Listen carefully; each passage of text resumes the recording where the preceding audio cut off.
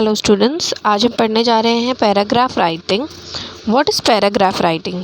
अभी हमने कल पढ़ा था ऐसे राइटिंग। ऐसे राइटिंग क्या होता है? That is a long composition, है ना, बढ़ा चढ़ा के जिसे हम लिखते हैं एक टॉपिक पे।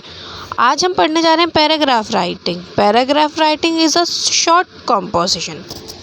ये एक शॉर्ट फॉर्म में लिखा जाता है which deals with a single idea और topic and it consist of just a few sentences. ये बहुत ज़्यादा बड़ा नहीं होता, इसे हम शॉर्ट फॉर्म में लिखते हैं। So let us see that what are the topic, what are the main points. जब हम ये लिखते हैं तो हमें किन बातों का ध्यान रखना है जो हमारा पैराग्राफ राइटिंग शॉर्ट भी हो, वर्ड टू वर्ड हो, जो टॉपिक कहा है उसके बारे में हो।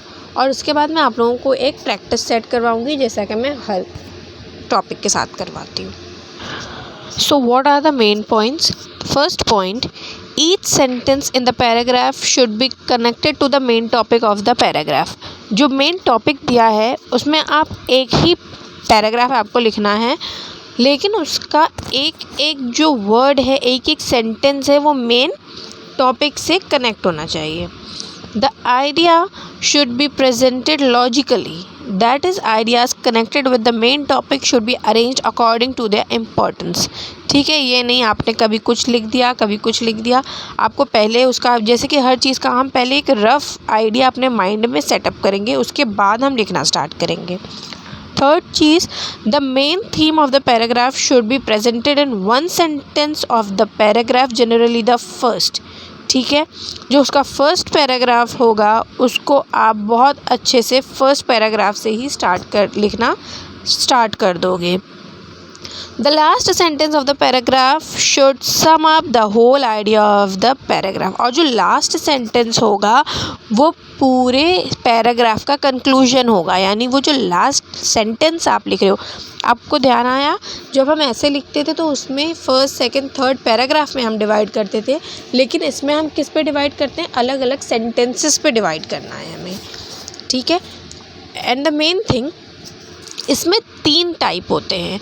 Narrative paragraph, second is factual paragraph and third is imaginative paragraph. So narrative paragraph क्या हो गया? A narrative paragraph consists of narration of some event or series of events, ठीक है, जो खुद लिखने वाला है। Factual paragraph consist of description of सब फैक्ट्स, यानी कोई जगह का बारे में आपको दे दिया या आपने जो चीज़ देखी है उसके बारे में कि उसके बारे में लिखो। और इमेजिनेटिव के जो आप हो नहीं, लेकिन आप उसे इमेजिन करके एज अ इमेजिनेशन आप कर दो। ठीक है, now let us do one thing, we will do a practice of Niagara Fall. So this is a beautiful place known as Niagara Fall. So ये क्या हो गया? ये फैक्चुअल पैराग्राफ हो गया है ना, डिस्क्रिप्टिव हो गया, जो हमने देखा है या हमने जिसके बारे में सुना है उस बारे में। So let us learn a short paragraph about Niagara Fall. So जैसे ही अभी हमने नियाग्रा फॉल को देखा तो इससे हमारे माइंड में क्या सेटअप हुआ कि, और हमने पहले भी इस बारे में सुन रखा है कि ये कहाँ लोकेटेड है, कनाडा में, और ये बहुत बड़ा है जहाँ पर हज़ारों टूरिस्ट जाते हैं। इसकी हाइट बहुत ज़्यादा है, ये कुछ चीज़ों के लिए बहुत ज़्यादा फेमस है। ठीक है, तो अब हम इसके बारे में पढ़ते हैं, सिर्फ एक पैराग्राफ में ही कंप्लीट हो जाएगा। Niagara Falls divides Canada and the United states of America. ये कहाँ पर है? ये कनाडा और द यूएसए को डिवाइड करता है, यानी ये दोनों का बॉर्डर है। It is located on the border of Ontario in Canada. ठीक है, ये इसकी सबसे पहले हमने क्या बता दिया? Location. And New York in the United states of America. ठीक है, ये 2 जगहों को इसने अलग कर दिया।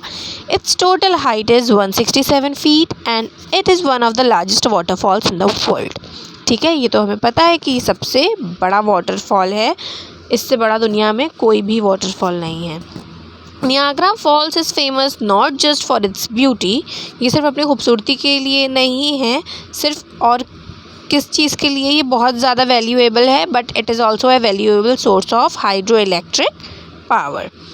Niagara Falls is visited by thousands of tourist every day, और यहाँ पर हमेशा हर रोज़ हज़ारों टूरिस्ट जाते हैं वहाँ की खूबसूरती देखने के लिए। दैट्स इट, यहाँ पर हमारा नियाग्रा फॉल का पैराग्राफ कंप्लीट हो गया। So hope it was easy और आप लोगों को बहुत अच्छे से समझ में आया।